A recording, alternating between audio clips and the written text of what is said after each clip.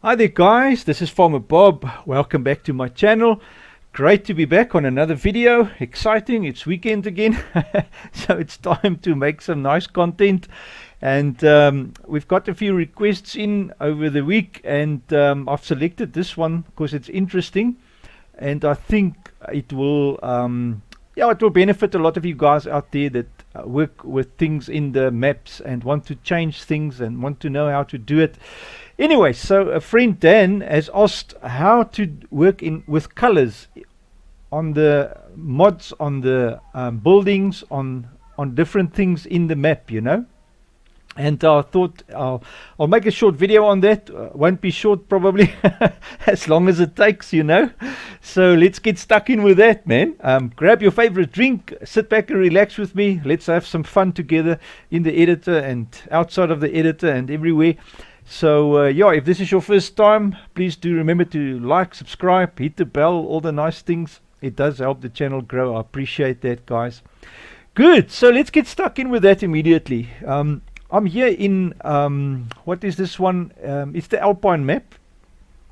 The one in Switzerland or wherever that is. somewhere in Europe map. And I've just got a building here selected. I've just came randomly through the tree and saw the carpenter. Looks like an interesting building. And we're going to look at how to change. I'm going to select one thing like the roof. Let's say we want to change the roof color. And we're going to have a look at how to do that. Now, most of these buildings in the game are like that. If you look at this little residential house, for instance, if you open the little house, you get the LODs. It's LOD 0 and LOD 1, and then they've added the occluder mesh and all kinds of stuff. But if you open, for instance, is it LOD 0? I just want to have a look. Yeah, you get the winter textures as well now. Where the snow is on it, you'll see it's like a puffy thing. If you open the winter, you will find that there's a snow mask on it or something to display snow on. It's very beautiful in winter and all that kind of gooders, you know. So what we want to do, mind you, I can actually just take this little building, but let's select that nice and big one because it's going to look more impressive than that tiny little thing, you know. So let's go for this one. So most of the things in the editor will look like that. It's got that LODs and whatever. So we're going to select the whole. Sorry, I want to get back to this building, not the residential house. So we're going to select that, and then have a look at what is selected when you click on the building. In this case, if you select the root of it, which is carpenter, you'll see that it comes with all the lights and all the stuff. So you don't want to export that. You just want to grab the one that has got the least stuff on it but still got the roof included. Make sure it's not the winter stuff, because I mean we don't only want the winter like the snow mask. We're not care about that. So what we're going to do is we're going to select that part of the building, and we're going to export that. So we're going to go File, Export with Files. All right, and then you're going to find anywhere on your machine where you're comfortable. I always just use the desktop because it's so easy. It's normally right on top, so it's there. Create a folder for yourself. I'm just calling mine temp, and I'm going to drop it in here, and I'm going to call the export carpenter as well. Difficult to type and talk. I'm a man, you know, we can only do one thing at a time, so that's basically how it is. Great, so save that.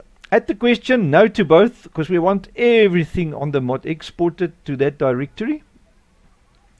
Just to get to that little text files. Now you must recall, if you've got a custom map and the building is custom, or the mod that you're busy want to change the colors is custom, it's a different story, because then you've already got the building there, so you don't have to export that. You can directly work on it the way we're going to work on it. So in this case, I'm using an in-game map, and this building is actually part of FS22. So if you see what I mean, that's why we have to export it. But if you've got a custom map and the building is not in the root game, because you don't want to change anything in this folder. Everything in this folder is part of your game. You don't want to change anything in there. You want to export it and work on it, and then import it into your map not into the in-game map. If it's on the in-game map, if you change that, it's going to be permanent on your in-game map until you reinstall your game. You're going to lose all your changes. Or if you want to share that map with a friend, you're going to have to export the map. It's a big issue. So rather export just a little thing like we've done now, and all should be all right. So now when we go to our folder, I can't now remember if we have exported it now. Yeah, we did. So what we do now, I can minimize this because we'll come back to this later on. Oh, paint.net has just finished, had an update. So there it is, all done and beautiful. So we're going to open our temp folder that I've made, and there's our i3D. Now you're going to open the i3D. Oh, sorry, you don't need to open the i3D now. We can close it again. What you want to find is, make a note. While it's opening, let's talk about it. Click on it, hit the F button. All right, and there you go. And then you're gonna have a look at this texture, what it looks like of the roof. It's like a rusty zinc corrugated iron roof. So we're gonna look in the texture file for that same type of look on it. So find the texture that looks like that. I want to show you now.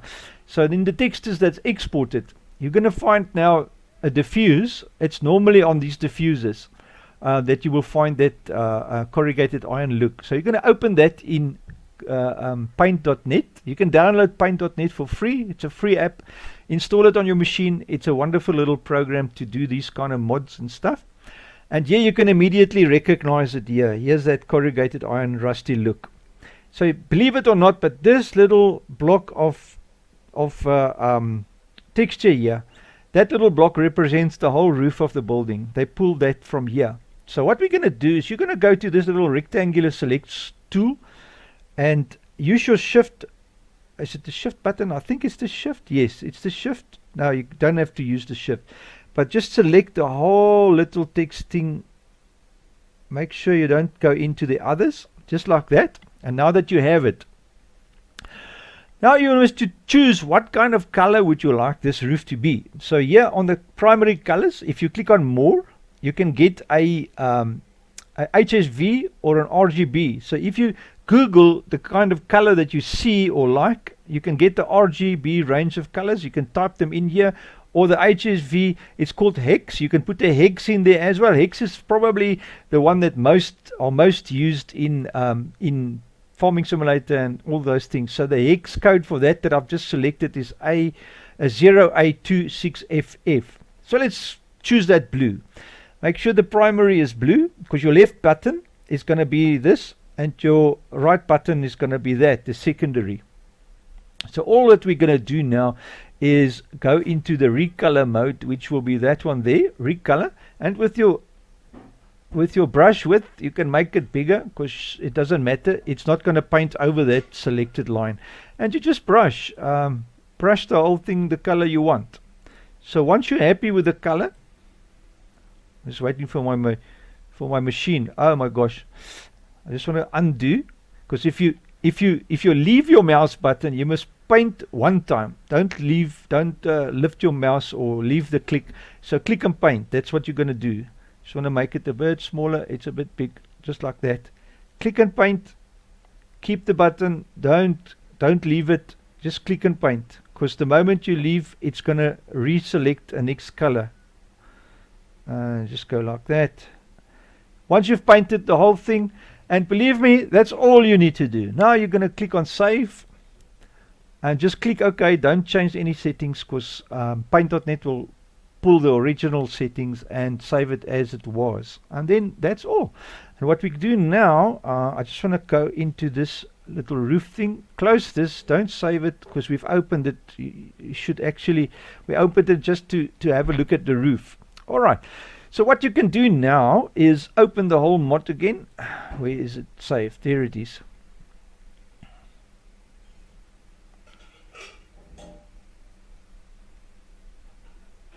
Right. And obviously you would like to zero this transform group, because here it is now somewhere far on the map. So you're going to zero all these lines, and then it will bring it in here. And there it is, guys. There's your color. So now you've got a blue roof. So that is one way of modifying the color of anything in any mod. You just find that same texture file once you've exported, and then you know where it is. Now, if this was a mod that was in the main game, you're going to have to now export or just, this is already, how can I say, it's already saved and everything, so you don't have to resave it. Sorry, I had to resave it there because we wanted to zero it. That's how I made a mistake. So remember to zero, because otherwise, if you want to import it into your map, it's going to sit funny. Your center is going to be here, and the actual thing is going to be there. It's far in the distance.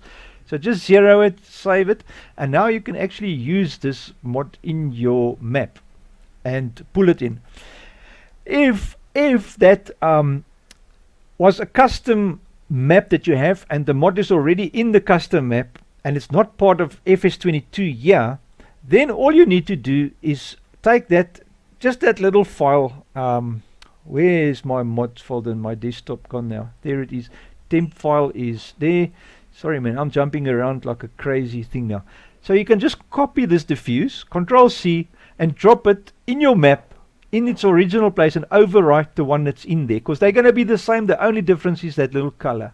And then when you open your map again, that will display there. So that is the two different ways, or I would say two different scenarios. One is if this mod or this building was part of the FS22, then what you will do now is you will import this whole thing, the carpenter. You will import this i3D now back into your map and overwrite and put it in place of where the original is. So you'll delete the original and put this one in its place.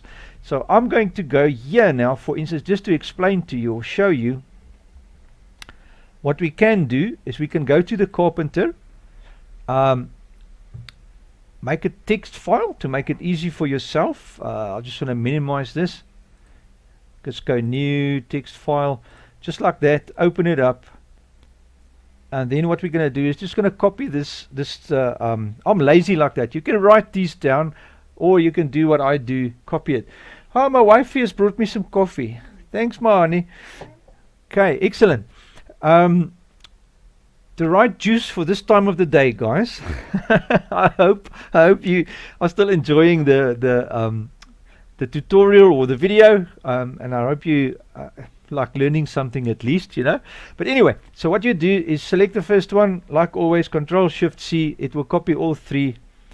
Go to the text file. Just hit Control and V to paste it. Make a new line. That is our X, Y, and Z, our positions.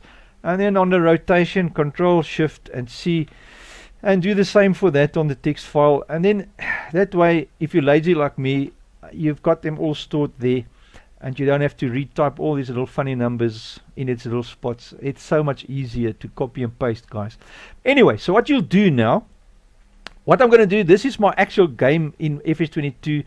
So I'm not going to change the map, but I can work here and then not save, because that will be won't change my game, you know. So if you see what I mean. But if this was your actual mod, you'll do the same that I do now if you want to import it. Alright, so you'll select that. Basically, first, don't have to select that. You just go import, go to your desktop, the temp folder, and open that R3D. And all you do now is take that carpenter, Control X to cut it. We go into this carpenter, you delete that one, bloop, just like that, and then drop this one in there, Control V, like so, right? Go that one up, move it up so it was where it used to be. Why did it not move up? It's supposed to move up. There you go, carpenter. So what you do now is go back. I think we still have the let's just recopy them. So select them, copy. That's our rotation. Go into rotation first, Control Shift and V to paste, and then we go into our XYZ. which is that one there. Control Shift C to copy. Oh, sorry, just Control C, not Control Shift on this case, because it's one line. And then first one, Control V, Control Shift and V to paste it in there. And there your building, you've replaced the building, it's in its spot, and you can save your map. That is the long way around. Or the other way, if it's your custom one, you can just, like I said, copy that model texture file, overwrite it, and you don't have to go through this whole process that I've just done. Great. So guys, that is how you work with textures in the game. There is another way. If the map maker or the mod maker has separated the colors from the building, for instance the roof on its own. Let's see if we can find a roof that's on its own, a mod with a roof on its own. Yeah, you see this is also got the loads, so it will all be the same. Let me find something for us to give another example of if that is the case with your mod. Then it is very simple. You can just change it here by the Aldibo map, and you select a new color here. It saves you all that trouble of repainting and looking for a color and all that nonsense, you know. But let me quickly browse around and I'll be back in a flash. And in the meantime, I'm going to have some coffee.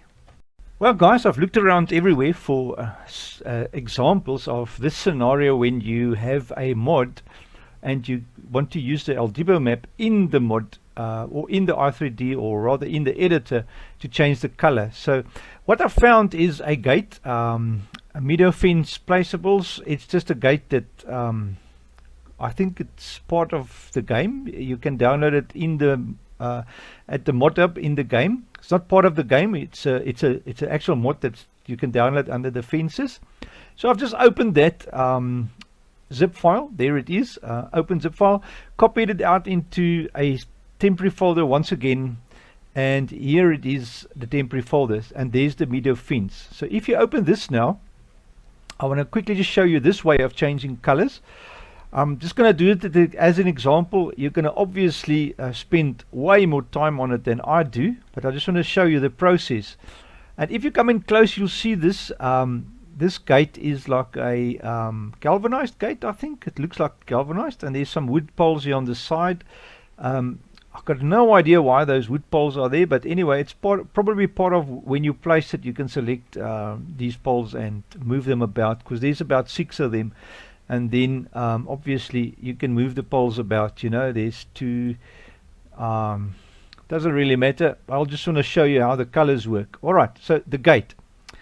If you're in your mod and you can't see the colors nicely, I've noticed in many mods you struggle to see the colors nicely. All you do is just go into create camera light. You create a light or hit Control and L, and you can drop a light into your map, and it will shed a lot of light on your project like that. Now you can see much better the colors and that, believe me. Good. Alright, so what we want to do first of all is find the parts that you want to change. If, like in the other example, there's a LOD that's when you click on a part, the whole thing lights up, the whole mod is selected, then you can't use this process. This process, you need the Aldibo colors to be highlighted or to be selectable here in the material editor. If you don't know where the material editor is, you just go to your window here on top and you open material editing. It will drop this window for you. Alright, now you see here the visuals. There's a visuals here, and if I open here by open A, there's another visual. So our actual gate part is one visuals, and then that part, the poles, is another visuals, and they both have different, they've got the same color, but they've got a different it's 2 different parts, and that is nice because it's selectable and you can change it, you know. So what we're going to do first, I'm just going to do the one and show you the process is exactly the same for all of them, you know, so you can just go through it. So first thing you want to do is just delete this Aldibo color, the Aldibo map, sorry, and you'll see immediately it looks a little bit different. But what we want to do now is we want to get here to the Aldibo color. So drop it there, And then all you do now is pick a color on the fountain here on the left. If you're on the internet and you want to go for a red, green and blue, you can search colors there for red, green and blue. Type it in here to your heart's content. You can change the intensity, which is here, the intensity of the color, and then also the value here for darkness. You can select here if you want that green to be darker, for instance, and lighter. You can go in there if you want a limeish thing. The darker the color, you go here, and then obviously you can select if you want a blue. I'm just going to go blue because it's a nice and bright color, just for fun. And we can go a little bit darker blue. So this is your selected blue, what it will look like. All right, I think I'm happy with that. And once you're happy with the color, you just click OK, and there you go. It's all done. But I see now, for interest's sake, which visuals did I change? Did I go there? That's our poles, and this is supposed to be our gate. Okay, I think what happened is because they are in one transform, they share the Aldebo colors. So already done it for me, both colors. I think if I now force this one to a different one, it might. Yeah, you see, they share a color in this mod. They share a color, so that's fine. But there you go, guys. So that is the way you can now change your colors in the mod itself, in the editor, if the editor allows you to go into the Aldebo color and change it. If there's a map, you can delete the map and drop it in there and change the color like that. I want to just see here. Yeah, that's basically the other way of changing the color in the mod itself, or in the building, or whatever, in the editor, if it allows you. If you go back into the map, into the other example in our temp file, we had this one here, the carpenter. You'll see the same drill there. But the problem is you cannot select the roof on its own. So if you do changes here in the editor, it's going to change colors or the whole thing, you know. If you select your LED, for instance, it's got a Aldebo map, but if you change that, it's going to do the whole thing. It's going to mess up the whole thing. So rather follow the steps I showed you there to color your colors, and you'll be all squared away and happy as a chappy. Good, man. Well, guys, I really hope this have shed a tiny bit of light on how to work a little bit with colors. There is obviously a third way of doing it. You can now take this R3D. Now that I think of it, you can take this R3D and import it into Blender. Now in Blender, you've got way more options and facilities to change things. So you can import it with the i3D importer for Blender. You have to download it from the Giants Developer Network, from GDN. Make yourself a profile first, and then download it under the downloads. Install it into Blender. There's tons of videos on that on YouTube, how to add the Blender i3D farming simulator, Giants exporter. It's an i3D exporter tool or something. You can actually go into Giants. I'll quickly show you where it is. I am registered with GDN, so it's so simple and easy. You just go GDN here by me, and you just search for Giants Developer Network, and you'll get to this GDN screen. Log in there with my stuff. And then under downloads, downloads, here we go. You'll find here by exporters the Blender plugin 901. It's for version 9 of Blender, obviously. Version 9.01. Do they say what date it is for Blender? Doesn't really matter. It's just version 901. It's the latest one for that. So download that one, install it into Blender. It is a little process to install it. I don't know if they've made it easier. I haven't played with that for quite a while. You can import it into Blender if you know Blender. If you don't know Blender, don't even bother, because it's going to be too much troubles to to now learn Blender and all that. And I don't have the time to do a Blender course, because I'm not a guru myself on Blender. I'm still a baby drinking milk, you know. So I'm still learning the roots and the basics and all the things, how to operate Blender.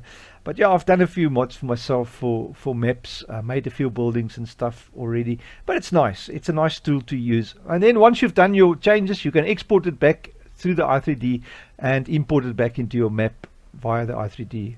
So basically that's the whole shebang, guys. It's a mouthful, I know, but I really hope it's helped. I hope it's been insightful. And yeah, thank you so much for watching. Thanks 100% to my supporters. You guys are awesome, and thank you so much for subscribing and liking and sharing. It helps the channel grow. I appreciate that very much. Right, guys, so that's it for today. I'll catch you on the next one. Take care, man.